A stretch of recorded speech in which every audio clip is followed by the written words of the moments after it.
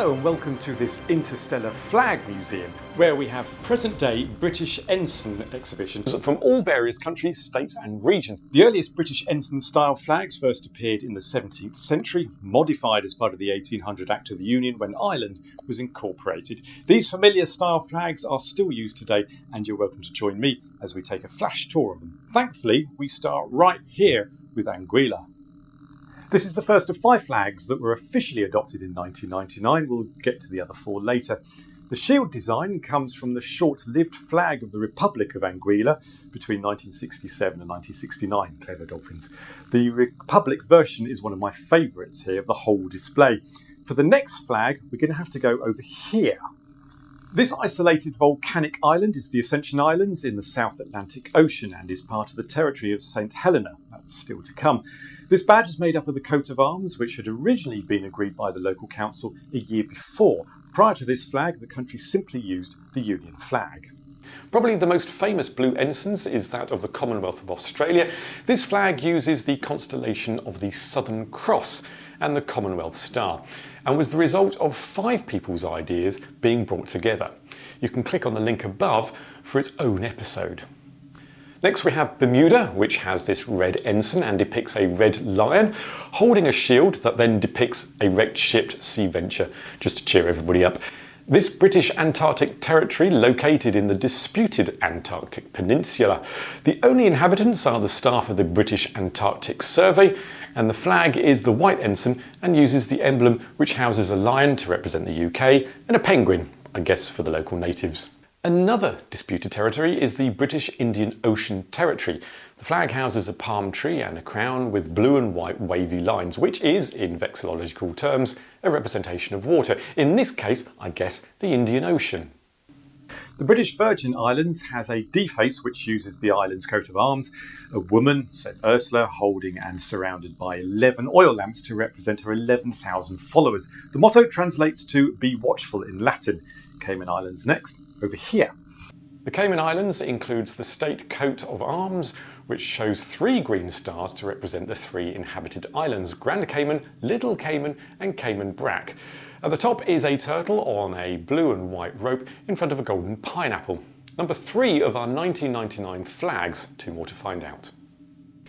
The Cook Islands are made up of 15 islands, hence the 15 stars in the circle, based on a competition-winning flag that became their previous flag between 1973 and 79. Desire the right is the motto under the coat of arms of the Falkland Islands, with a ram standing on a tussock grass and sailing ship. I guess there's a lot of sheep there, probably not much else. The Republic of Fiji incorporates part of their coat of arms and uses a lighter blue to symbolise the Pacific Ocean. They kept the ensign design despite becoming an independent state. Talking of states, Hawaii is the latest US state and located 2,000 kilometres from the mainland in the Pacific Ocean. The 8 stripes represent the 8 major islands and was given to the islands by the British in 1845. It's the only US state flag to house another national flag in its design. There's also this video here that looks at this and the other 49 US states flags if you're really that interested. Following the previous design of Canada, the province emblem of Manitoba includes a bison for the indigenous people and the St George's Cross for the patron saint of England, as well as the Hudson Bay Company, which ruled the area for a while. The symbolism of the arms of Montserrat features Erin, the female personification of Ireland, with a golden harp, another symbol of Ireland. Its nickname is the Emerald Isle of the Caribbean. Our first Australian state flag, the white disc of the New South Wales, holds the St George Cross, a gold lion, and 4 8-pointed stars symbolising the maritime origins as seafarers relied heavily on the Southern Cross to navigate the seas. The flag somehow bettered the initial previous flag.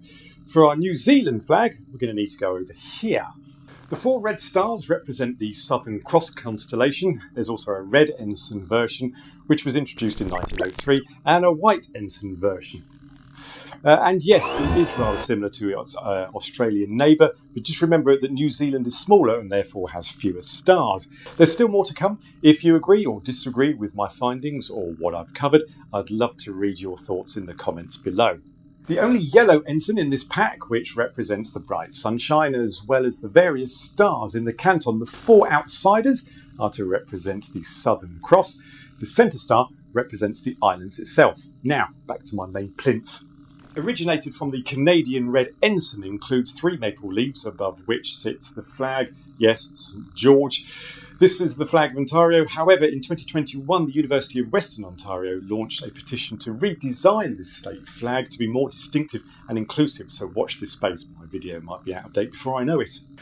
The coat of arms of Pitcairn Islands includes the anchor and Bible from HMS Bounty to represent the ancestral history of the insiders, most of whom are descendants of the sailors who were the inspiration of the mutiny on the Bounty stories.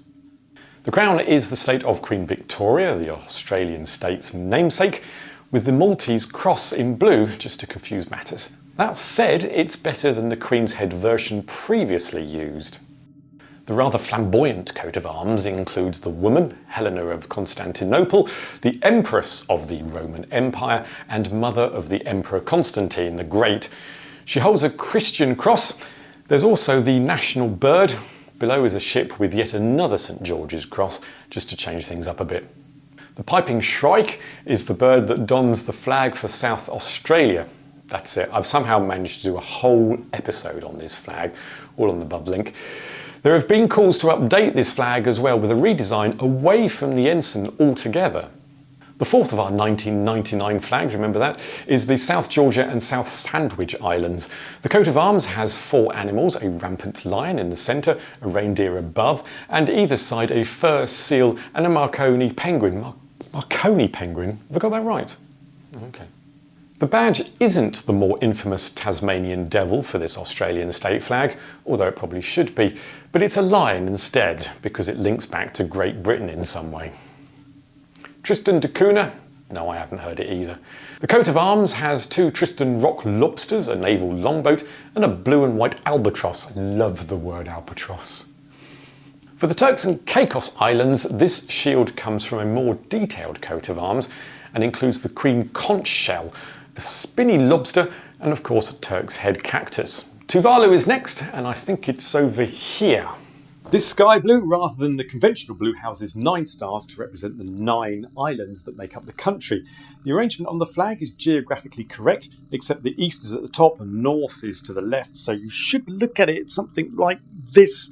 And while you're studying at it, I'll go back to my spot. The badge is the infamous Southern Cross constellation for this Victoria state flag of Australia, as seen on various national flags such as New Zealand and Papua New Guinea. The imperial crown is that of St Edward's crown. Our final flag has its own stand over here. The hoist facing Black Swan because, well, there were black swans on the main river of Western Australia. Imaginatively called the Black Swan River, where early settlers were called Swan River Colony. I guess it would have been sacrilege not to have these birds on the flag. There's always a threat to the ensign flags as locals try to break from the British colonial history. New Zealand, Australia and some Australian states, as well as the earlier mentioned Canadian state of Ontario, have or are looking to change and develop their own unique identity. For more Flags in 50 specials, then click on the link and join me when I return for another exhibition from the Interstellar Flag Museum.